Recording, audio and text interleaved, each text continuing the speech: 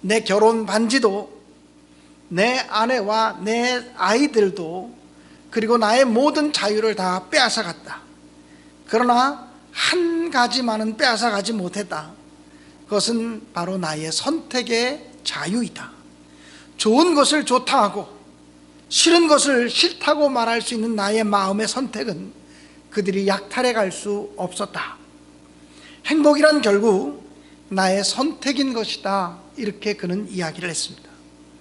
아무리 힘들고 어려운 환경 속에서도 나는 이것을 이길 수 있어, 나는 행복해 라고 스스로 선택하는 사람, 그 사람은 정말 행복한 사람이 되어줄 수밖에 없다고 이 빅터 프랭클이라고 하는 사람은 의미의 탐구라는 책에서 이야기하고 있습니다. 하나님께서 우리 인간들에게 주신 은총 중에 하나는 인간에게 자유의지를 주셨다는 것입니다. 인간에게 자유로운 선택을 할 수 있는 능력을 허락해 주셨다는 것입니다. 선악과를 따먹을 수도 있고 따먹지 않을 수도 있는 자유를 인간에게 주셨다는 것입니다. 물론 처음 인간이었던 아담은 하나님이 인간에게 주신 자유를 악용하고 남용함으로 죄와 사망의 법에 매이게 되었습니다. 그러나 둘째 아담이신 예수 그리스도께서는 하나님이 인간에게 주신 자유를 통해서 인류를 구원하시기 위해서 고난을 선택하시고 십자가의 죽음을 선택하심으로 결국 승리하셨습니다. 결국 인간의 행복은 무엇을 선택하느냐에 달려있다는 것입니다. 신앙이라고 하는 것을 선택하는 겁니다. 지금 신앙을 가지지 않고 살아가는 사람들도 이 세상에 참 많습니다. 지금 이 시간에 산에 올라가면 산에서 등산하는 사람, 그리고 야외에 나가서 놀러 다니는 사람, 침 먹게 하는 사람, 수없이 많은 사람들이 있습니다. 그러나 지금 여러분들은 신앙을 선택하셨기 때문에 이 자리에 나와 있습니다. 믿음을 선택하셨기 때문에 그 어떤 것보다 이 자리가 귀하다, 그 어떤 모임보다 이 자리가 귀하다는 확신을 가졌기 때문에 이곳에 서 계신 줄로 믿습니다. 오늘 성경 본문의 이야기는 이스라엘 백성들이 모세와 아론을 원망했다는 이야기가 기록된 말씀입니다. 여러분, 이스라엘 백성들이 출애굽해서 한 달 정도 지났을 때 그들은 엘림에 이르게 되었고, 엘림이라고 하는 것은 종려나무가 굉장히 많은 곳이었고 오아시스 샘물이 12개나 터져 나오는 곳이었기 때문에 이스라엘 백성들이 풍족한 물을 먹고 마시고 충분한 휴식을 취했습니다. 하나님은 이스라엘 백성들이 출애굽한 지 한 달 만에 그들의 피곤을 씻겨주시기 위해서 엘림으로 이끄셨고, 엘림에서 그늘가에서 쉬게 하셨고, 그리고 풍족한 물을 먹이시면서 마음으로 지치고 육체로 지친 그들을 회복시키셨다는 것입니다. 엘림에서 있은 다음에 그 다음에 다시 떠나서 시내산으로 가다가 가운데에 놓여 있는 것이 바로 신광야입니다. 엘림을 떠나서 신광야에 이르렀을 때가 이제 정확하게 말하면 출애굽한 지 한 달쯤 되었을 때의 일입니다. 그런데 그들이 신광야에 이르게 되었을 때에 모세를 향해서 원망하고 불평하고 투정하기 시작했습니다. 왜 우리를 이 애굽 땅에서 일로 이끌고 나왔느냐고. 차라리 애굽 땅에서 죽게 내버려 두지 왜 우리를 끌고 나왔느냐고 불평하고 원망합니다. 애굽에 있을 때는 고기는 실컷 먹지 못했지만 그래도 고기 가마 곁에서 고기 냄새라도 맡을 수 있었는데 이게 뭐냐고. 광야에서 한 달 동안 걸어다니면서 고기 먹어보지도 못했다고. 그리고 한 달쯤 지나고 나니까 그들이 출애굽할 때 바리바리 싸갖고 나왔던 여러 가지 음식들이 다 바닥이 났습니다. 이제는 더 이상 먹을 것도 없다고, 어떻게 하면 좋냐고, 우리가 이 광야에서 굶어 죽게 생겼다고 불평하고 원망합니다. 여러분, 이스라엘 백성들이 출애굽하기 전에 하나님이 이스라엘에게 행하신 일을 생각해 보십시오. 이스라엘 백성들을 바로의 압제로부터 건져내시기 위해서 하나님이 애굽 땅에 몇 가지 재앙을 내리셨습니까? 10가지 재앙을 내리시면서 매 순간마다 바로 왕을 때려 눕히시지 않았습니까? 바로 왕의 권세보다, 세상의 어떤 권세보다 하나님의 권세가 크다고 하는 것을 선포하지 않으셨습니까? 이제 출애굽에서 막 빠져나오는데 앞에 홍해 바다가 가로막혔습니다. 뒤에는 애굽의 군대가 쫓아옵니다. 앞으로 갈 수도 없고 뒤로 갈 수도 없는 진퇴양난의 위기 속에 놓였을 때 이스라엘 백성들이 막 안절부절하지 못할 때 하나님께서는 모세를 통해서 뭐라고 말씀하십니까? 너희는 가만히 있어. 여호와가 너희를 위하여 행하시는 구원을 보라. 그러면서 모세에게 지팡이를 들어서 홍해바다를 내리치라고 말합니다. 홍해바다를 명령에 순종해서 내리쳤더니 홍해바다가 갈라져서 홍해바다를 마른 땅과 같이 건너게 되었습니다. 할렐루야. 하나님은 할 수 있다는 것을 이스라엘 백성들에게 보여주신 것이죠. 그리고 이스라엘 백성들이 그렇게 두려워 떨었던 애굽의 군대들 어떻게 됐습니까? 애굽의 병거와 마병들이 어떻게 되었습니까? 다 물속에 잠겨 죽도록 그렇게 하나님께서 역사하셨습니다. 애굽의 군대보다 하나님의 능력은 힘이 있다. 이 세상 어떤 것이 우리의 앞길을 가로막아도 하나님이 함께하면 길을 열 수 있다. 바다라도 열 수 있고 산이라도 열 수 있다고 하는 확신을 이스라엘 백성들에게 심어준 거 아니겠습니까? 홍해바다를 건넌 다음에 이스라엘 백성들이 얼마나 좋아하는지 춤을 추고 장구를 치고 소고를 치면서 즐거워하고 잔치를 벌입니다. 그리고 난 다음에 다시 그들이 길을 출발하죠. 3일 동안 마실 물을 얻지 못했습니다. 홍해바다를 건넌 것이 바로 엊그저께인데 딱 3일 동안 마실 물을 얻지 못하니까 이스라엘 백성들이 불만이 여기까지 차올랐습니다. 그래서 그들이 막 불만이 폭발하기 직전인데 그래도 물 하나를 발견했어요. 마라의 물을 발견하게 되었습니다. 우와, 물이다. 이 물 먹으면 되겠네. 그리고 마라의 물을 먹어봤더니 너무 써서 먹을 수가 없는 거예요. 불만이 여기까지 찼는데 기껏 참고 있었는데 쓴물 먹으니까 이제는 화가 막 폭발하는 겁니다. 그때도 모세와 아론을 원망했습니다. 근데 하나님께서 기도의 자리로 나아갔던 모세를 통해서 한 나뭇가지를 지시하셔서 그 나뭇가지를 쓴물에 던지게 하시고 쓴물을 달게 만드셔서 이스라엘 백성들을 먹이셨습니다. 이것을 통해서 하나님은 이스라엘 백성들에게 무엇을 보여주십니까? 인생을 살아가다가 어떤 쓴물을 만나도, 인생을 살아가다가 어떤 고난을 만나도 하나님 의심하지 않고 온전히 의지하면 하나님께서 쓴물도 단물로 변해줄 수 있다. 하나님이 역사하시면 쓴물도 단물 되어진다. 걱정하지 말아라. 이거 보여주신 거 아닙니까? 그런 기적을 체험하고서 그들이 이제 옮겨간 곳이 엘림이었고 오아시스가 12개나 터져나오는 물이 풍성한 곳에 이르러서 시원한 종려나무 가지에서 쉬도록 만들어 주었다는 거예요. 자, 이쯤 되면 이스라엘 백성들이 얼마나 많은 하나님의 권능과 능력과 이적을 경험했습니까? 10번의 재앙을 통해서 바로 왕을 때려 눕히시는 장면들을 경험하지 않았어요? 마지막 10번째 재앙은 애굽 땅에 있는 모든 첫 번째 것들, 사람이든 짐승이든 첫 번째 것들을 다 죽이시는 그 무서운 재앙 속에서도 이스라엘 백성들을 온전히, 내 백성을 온전히 보호하시는 하나님의 사랑을 경험하지 않았습니까? 하나님의 말씀에 순종해서 어린 양의 피를 문 좌우 설주와 임방에 바른 가정들은 죽음의 사자가 들어가지 않고 지나가는, 패스오버하는 그런 축복을 보여주지 않았어요? 홍해바다가 가로막혀도 하나님은 열 수 있다는 능력을 보여주지 않았습니까? 마라의 쓴물까지도 단물로 변화시키는 하나님의 권능을 보여주시지 않았습니까? 그런데 그들이 엘림에서 출발해서 신의 광야로 나가다가 신광야, 중간에 신광야라고 하는 곳에 이르렀을 때 애굽에서 바리바리 싸들고 나왔던 모든 그 먹을 거가 다 떨어진 거예요. 그러니까 모세와 아론을 향해서 원망을 쏟아내었다라고 하는 말씀이 오늘 본문 속에 기록되어져 있어요. 여러분, 제가 오늘 이 말씀을 여러분에게 드리는 이유는 뭐냐면, 이스라엘 백성들은 인생을 살아가다가 조금만 어려운 일이 닥치면 뭐부터 합니까? 불평부터 합니다.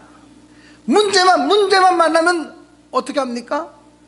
투정하고 원망하고 불평하고 짜증냅니다. 이것이 이스라엘 백성들의 삶의 패턴이요 습관이 되어진 것을 보게 됩니다. 여기까지만 얘기했지만 광야 40년 길을 걸어가면서 이스라엘 백성들을 보십시오. 이스라엘 백성들이 광야에서만큼 하나님의 권능과 능력과 기적을 경험한 적이 없어요. 이 40년 동안 이스라엘 백성들이 하나님의 권능을 경험한 것은 한두 끝도 없이 많고 커요. 그런데 이스라엘 백성들이 언제 제일 많이 불평하고 언제 제일 많이 투정하고 짜증냈냐면 광야에서 투정, 불평, 짜증, 원망, 이것으로 가득 찼다는 것입니다. 여러분, 인생을 살아가다 보면 인생이 언제나 평탄한 길만 있지 않아요. 인생이 언제나 환한 일만 생기지 않아요. 어두운 일도 있고 밝은 일도 있고 좋은 일도 있고 나쁜 일도 있고 감사한 일도 있고 감사하지 못할 만한 일도 생겨지게 돼요. 그런데 우리가 그때 어떻게 할 거냐라고 하는 게 중요하다는 거예요. 이스라엘 백성처럼 원망할 만한 일들이 생겼을 때 원망하지 않는 게 신앙이고, 참고 견디고 인내하는 것이 신앙이라고 하는 사실을 여러분이 명심하시기를 주님의 이름으로 간절히 축원합니다. 그래서 신앙에 있어서 가장 중요한 요소가 인내, 참음, 견딤이라고 하는 단어입니다. 우리 청년들이 평생을 살아가면서 여러분의 삶 속에 좋은 일만 있지 않아요. 여러분의 삶 속에 밝은 일만 생기지 않아요. 그러길 원하지만, 정말 그러길 간절히 축복하지만 인생은 그렇게 만만하지 않아요.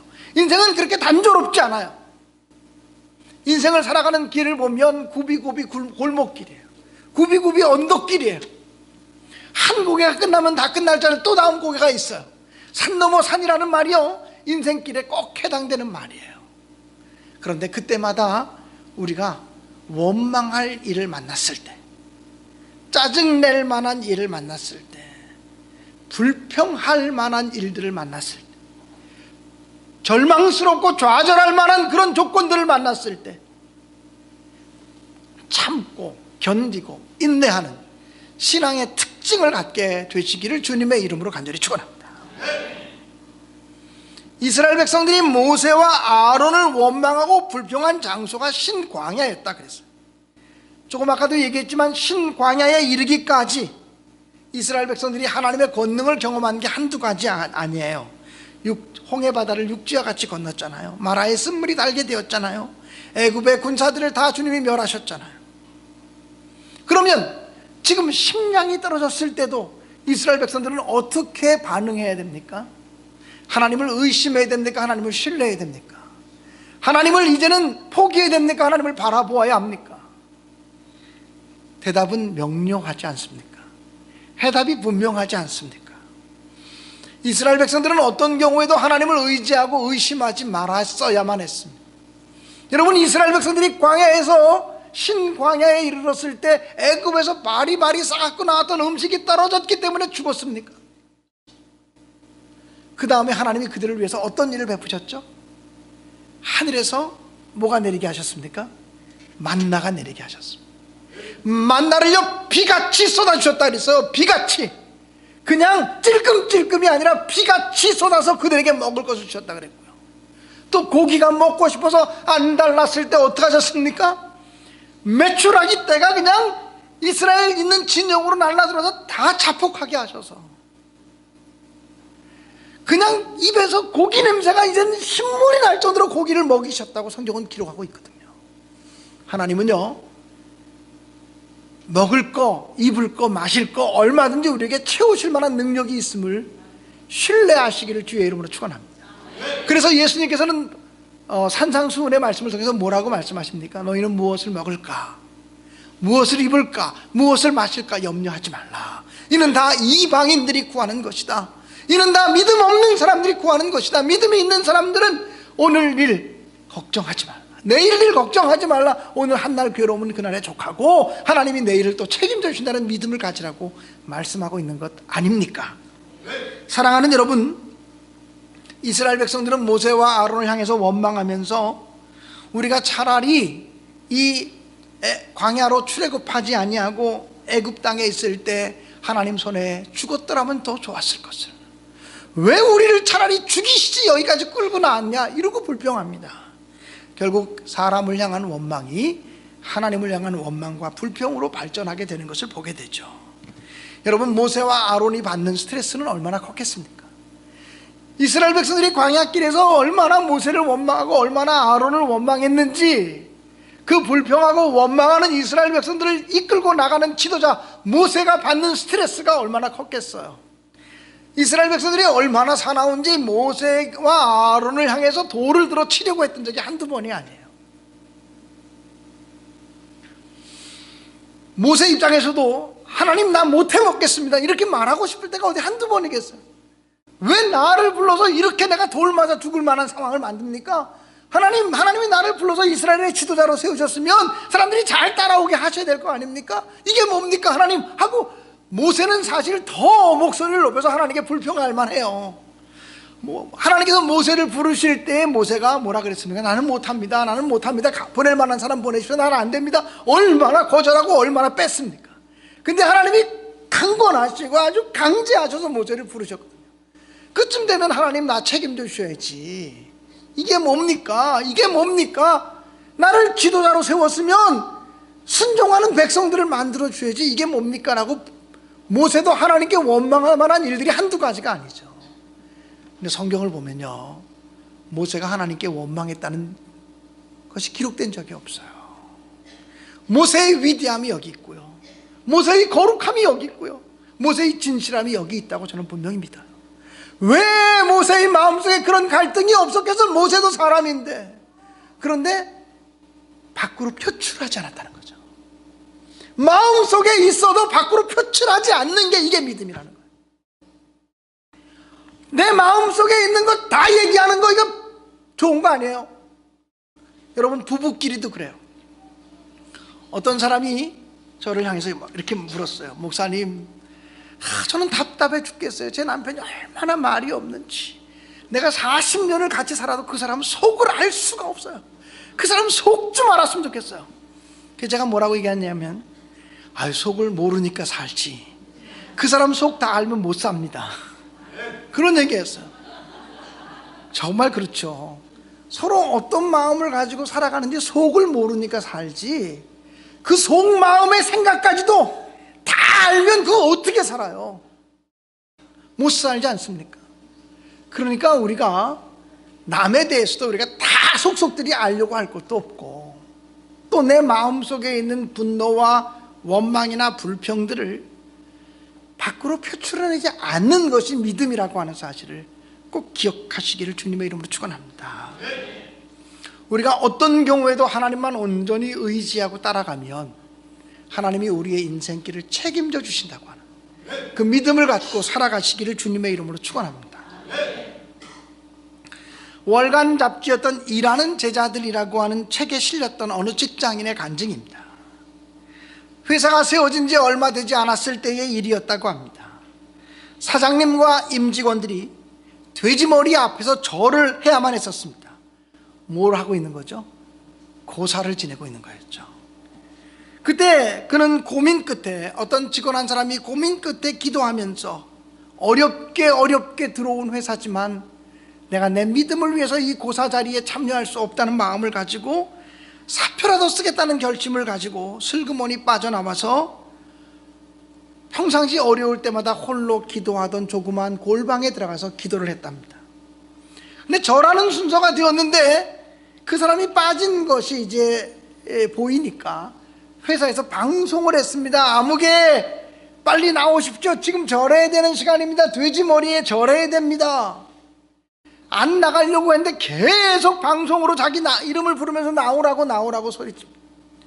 그래서 밖으로 나가면서 큰 소리로 이렇게 얘기했다고 합니다.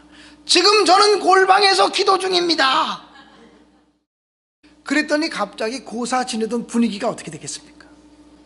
돼지머리 앞에 절하던 분위기가 어떻게 되겠습니까? 갑자기 그 분위기가 싸해지면서 모든 사람들이 뭐 저런 사람이 있나 하고 자기를 이상한 눈으로 쳐다보는 그 눈초리를 느끼게 되었다는 것입니다. 행사가 다 끝나고 난 다음에 사장실로 호출되었습니다. 이젠 끝장이로구나 생각하고 아예 사표를 써가지고 사장실에 들어갔다는 거예요. 사장이 말했습니다. 아니 왜 절을 안 했냐고. 교회 장로라고 하는 사람들도 다 절하던데 왜 절을 안 했지? 그래서 대답할까 말까 그러다가 가만히 있었는데 그 다음 말이 기가 막힙니다. 난 당신처럼 확실한 사람이 좋아. 이게 얼마나 기가 막힌 반전입니까? 절 안에서 풀려 들어가서 이 고사 분위기 망쳤다고 오히려 야단 맞을 줄 알고 들어갔는데, 왜 당신 절 안 했어? 내가 보니 교회 장로라는 사람들도 다 절하던데 당신 왜 절 안 했어? 야단치듯이 얘기해서 뭐라고 대꾸하기가 어려워서 가만히 있었는데, 그 다음 말이, 난 당신처럼 확실한 사람이 좋아. 할렐루야. 여러분, 이거 하나님이 하실 수 있는 일들입니다. 내 생각에는 내가 이렇게 하면 저 사람에게 미움을 받겠지. 그리고 내가 내 스스로 생각해 사람 기분 맞추고 사람 비유 맞추려고 우리가 행동할 때가 얼마나 많습니까? 그런데요, 사람의 마음을 주장하시는 분도 누구입니까? 하나님이십니다. 사람의 생각을 주장하시는 분이 누구입니까? 하나님이십니다. 결국 얼마 지나지 않아서 회사 사장에게 잘 보이려고 고사 지내는 일을 주도했던 사람은 사소한 일 때문에 회사에서 파면당하고 오히려 자기가 승진하게 되었다라고 하는 그런 간증을 읽은 적이 있습니다. 사랑하는 성도 여러분, 우리가 인생을 살아가면서 불평하고 원망할 일을 만날 때 불평하지 않고 원망하지 않고 입 꾹 닫는 거, 이게 믿음이라는 거 잊지 마시기 바랍니다. 이게요, 교회에서만이 아니라 가정에서도 그래야 되고요, 이게 회사에서도 그래야 되고 사람과의 관계에서 그래야 오히려 하나님이 우리를 책임지시고 지키신다라고 하는 사실입니다. 또 어떤 경우에도 하나님의 능력과 하나님의 권능을 의심하지 않고 온전히 신뢰하는 믿음을 갖고 살아가는 것, 이게 너무 소중한 줄로 믿습니다. 제가 대학교 다닐 때 어떤 시간이었는지 모르지만 아마 심리학 시간이었던 것 같습니다. 교수님을 통해서 들었던 이야기인데, 군대 가기 전에 들었던 이야기니까 아마 지금부터 38년 전쯤, 37, 8년 전에 들었던 이야기인 것 같은데 제 머릿속에 꼭 남아있는 이야기가 하나 있습니다. 어떤 이야기냐면,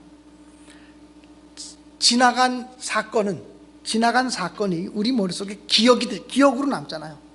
5살 때 일, 어떤 사건, 이게 기억으로 남아있잖아요.